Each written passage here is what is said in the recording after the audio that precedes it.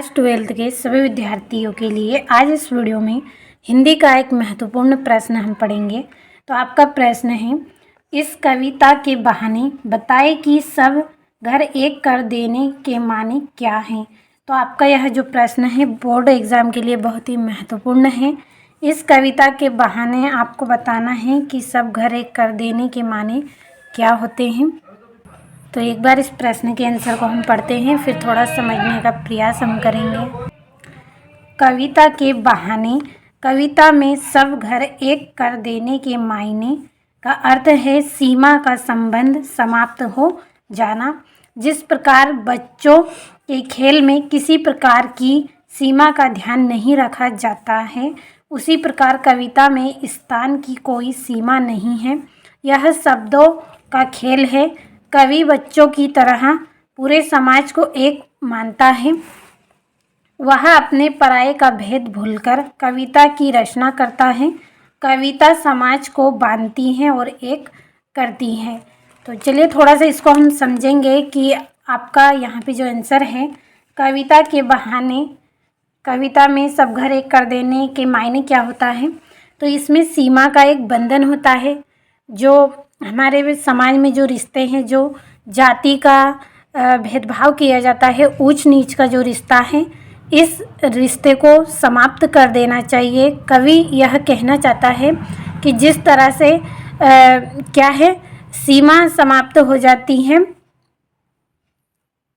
जिस प्रकार देखिए बच्चे खेलते हैं, जब वो आपस में खेलते हैं तो उनके बीच किसी प्रकार का ऊंच नीच का स्थान नहीं होता है। तो उसी प्रकार कवि यहाँ पे कहना चाहते हैं कि जो सीमा का बंधन है वो हमें समाप्त कर देना चाहिए, उसे भूल जाना चाहिए।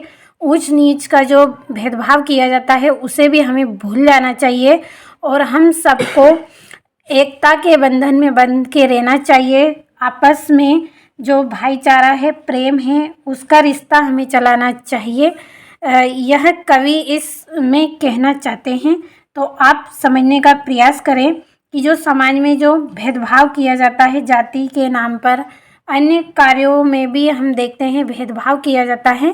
तो ये सब हमें भूल जाना चाहिए और हमें एक घर की तरह ही रहना चाहिए। तो समझ में आया होगा आपको इस प्रश्न का आंसर। एक बार फिर से पढ़ लीजिए।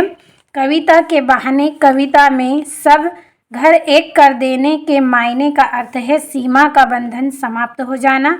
कोई भी ऐसा बंधन जो हमें बांध के रखता है किसी के प्रति, उस बंधन को हमें समाप्त कर देना चाहिए।